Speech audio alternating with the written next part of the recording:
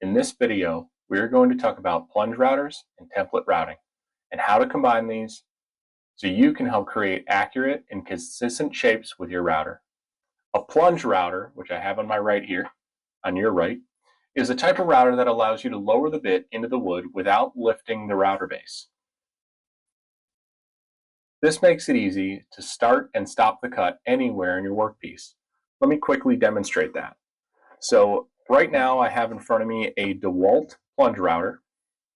Okay, this is the DWP611 compact router with a plunge base, and it has a dust collection built onto it. But the plunging mechanism is functioned by pressing this lever down and plunging the router into your workpiece. A plunge router is ideal for making decorative patterns, mortises, dados, inlays, and other cuts that require precise depth control. As we talk about our templates, we'll talk about template routing is a method of guiding a router bit with a pattern or template. The template can be made of plywood. In this case, I have 1/2 inch plywood and 1/4 inch plywood glued together and pinned in place. The 1/4 inch plywood provides a nice backing so that the 1/2 inch plywood can adhere and close the gaps. Templates can have really any shape you want, as long as it's smooth and consistent. The router bit follows the edge of the template and it cuts the workpiece. I have another router bit here, which is a flush trim bit, and I'll quickly demonstrate how that works. So the flush trim bit can ride along the edge of the template and cut to the desired pattern. Let me show you a little bit about the plunge router. So this plunge router has a cord, all right? It is a variable speed from 6 down to 1, and that changes your RPM. There's an on-off switch on the front, a depth gauge where you can set the depth, and this depth gauge will limit how far you can plunge. Let me demonstrate that. So as I plunge, the depth gauge will hit a stop, and I can adjust that how I want. This particular router is set up with a bushing. The cutting head, this is a upcut spiral bit. The upcut spiral bit fits within the bushing, and the bushing will ride along the template. Now the straight bit, or in this case an upcut spiral bit, is one method of using a plunge router. The bit has no bearing. It's used with this guide bushing that fits in the router base plate. As you can see, it's press fit, and I don't know if you can see this, but there is a threaded screw or threaded nut on the bushing that holds it into place. It's covered by this dust collection piece, but it is there.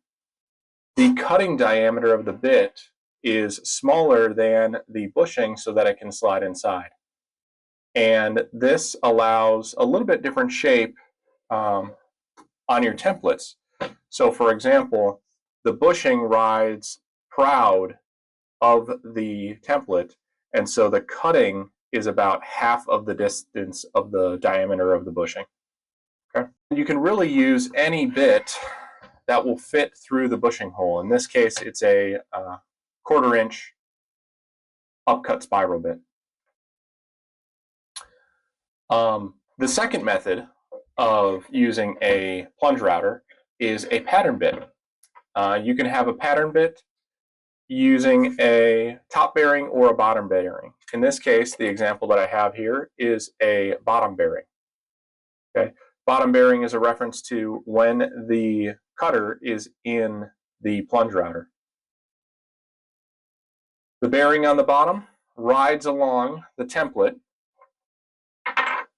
and if this was cut using a bottom bearing, it's a flush trim bit essentially, that the bearing would ride against the 1/2 inch plywood and trim flush the 1/4 inch plywood, but this was cut using the bushing method. In order to cut something with either a bushing or a flush trim bit, there's a couple of steps that you need to make in order to make this work.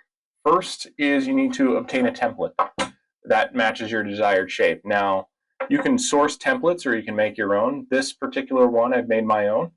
And I'm using, like I mentioned, 1/2-inch plywood glued to a piece of 1/4 inch. And all I did was really just cut strips of 1/2-inch plywood that I felt would be large enough to be able to allow the bushing to stabilize against.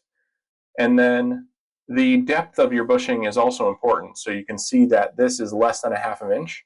However, you can get larger bushings that may protrude past that 1/2 inch. So for example, I couldn't just use a 1/4 inch because this would be larger than a 1/4 inch. You can see that.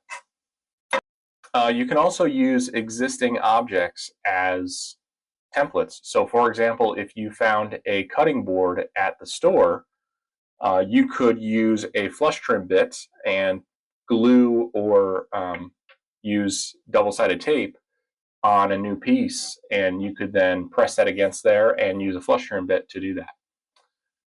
Second, you want to rough cut your piece, your template piece, and additional pieces. So I have an example here. What I do in this case is I match it up to my template, and I will use my plunge router and bushing. It guides along the template, cuts out the shape, and I'm left with the remaining piece. Okay, this is actually how I'm making my French cleat tool holders, and I'm batching them out and just stacking about 4 1/4 inch pieces together, pin nailing it in place using some clamps, and then running my trim router on it. If you are plunging into your workpiece and your workbench is on the bottom, you want to make sure that you're going into a piece of material that you are okay to cut into. So if I had a sacrificial piece underneath here, I could then plunge down into that sacrificial piece through my piece that I want to cut and make sure that I am clear of any obstructions and no screws are in the way. Let me also demonstrate what I've been able to make with this template.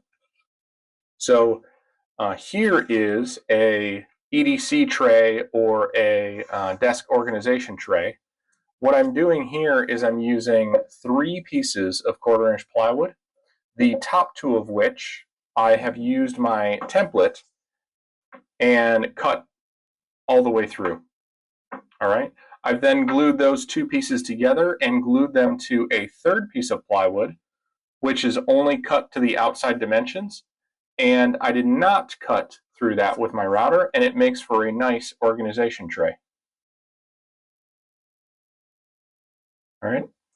Place to hold your bits, your bushings, spare cases, or use it on your desk. Throw your wallet in there, throw your phone in there. All right. Well, I hope you enjoyed this quick video on plunge routing and templates.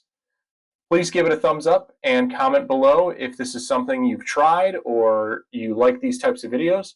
And as always, thanks for watching, and we appreciate the support.